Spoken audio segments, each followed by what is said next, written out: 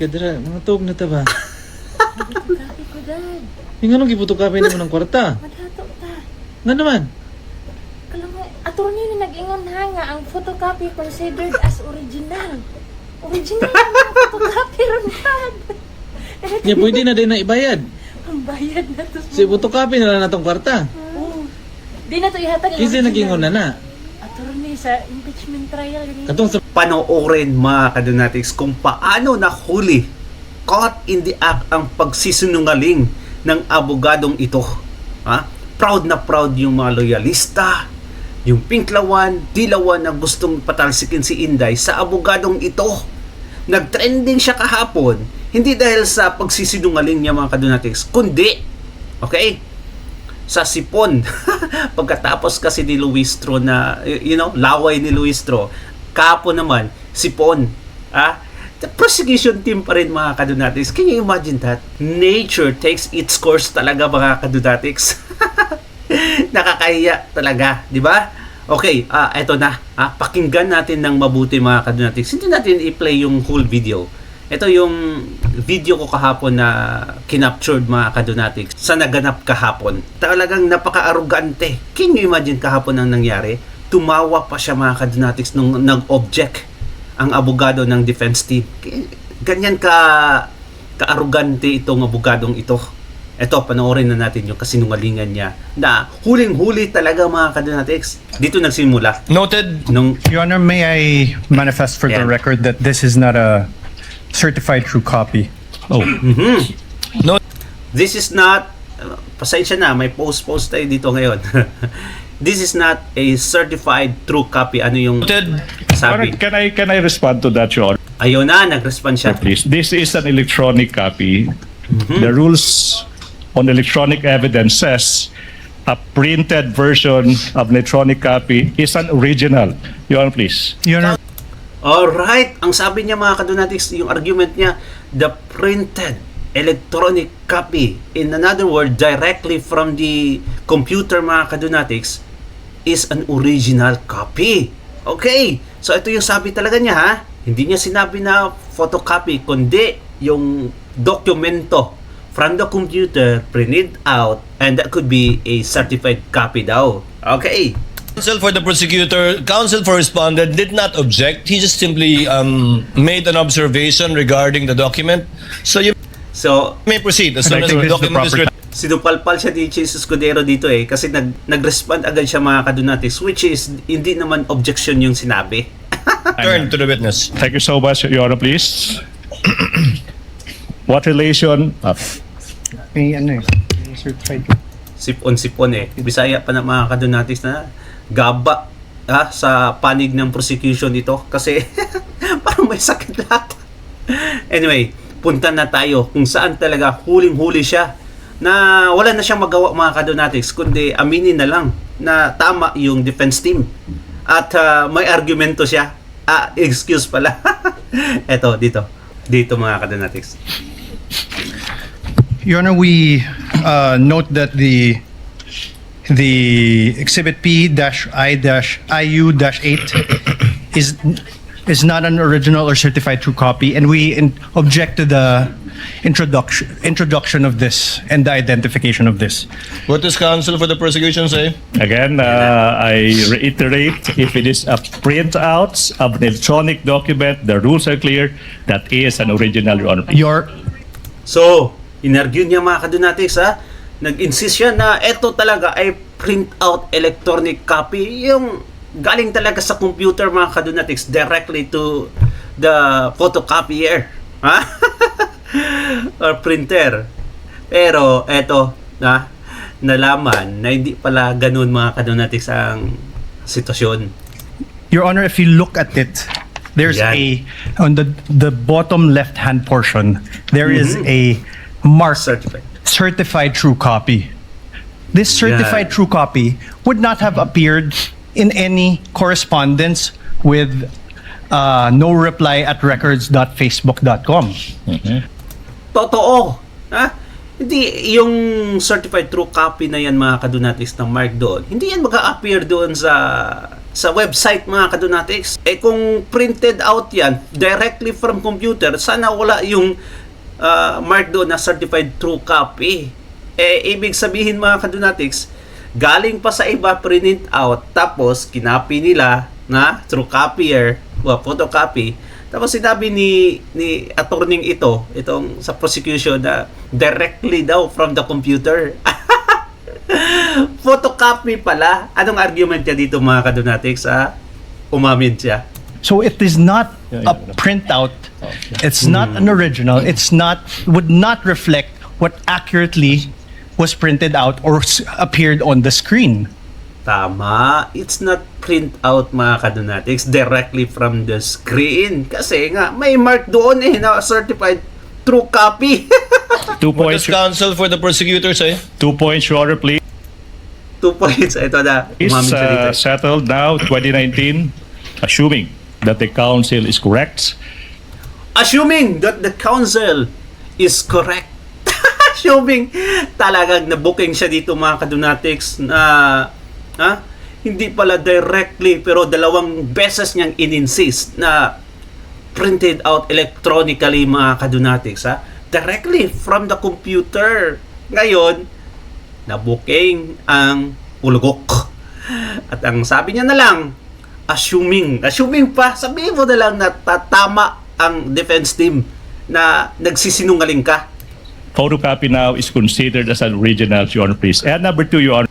Okay, ayun, di ba? Umamin talaga siya na photocopy now is considered authentic.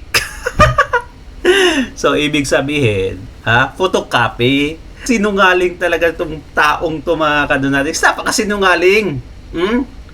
Ilang beses niyang sinabi na directly tapos ngayon umamin siya na photocopy with an excuse na a photocopy, okay, is certified authentic na daw ngayon. Alam niyo mga kadonatics, si Attorney Baligod at ang Supreme Court, okay, may kolatilya pala dito or legal term or condition sa photocopy being authentic ngayon mga kadonatics. Basahin natin. Itong kulgok na to Ito ang sabi ni Attorney Baligod. Right.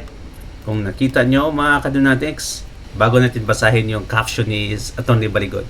Ito, photocopy now is considered an original or authentic.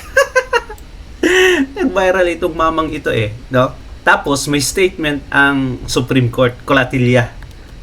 Legal term. Basahin muna natin itong sinabi ni Attorney Baligod. Okay. May kolatilya po ang Supreme Court decision na ito. Alright, mga kadonatics, may kondisyon ang Supreme Court. Hindi pwede ang basta photocopy lang ay admissible na. Okay.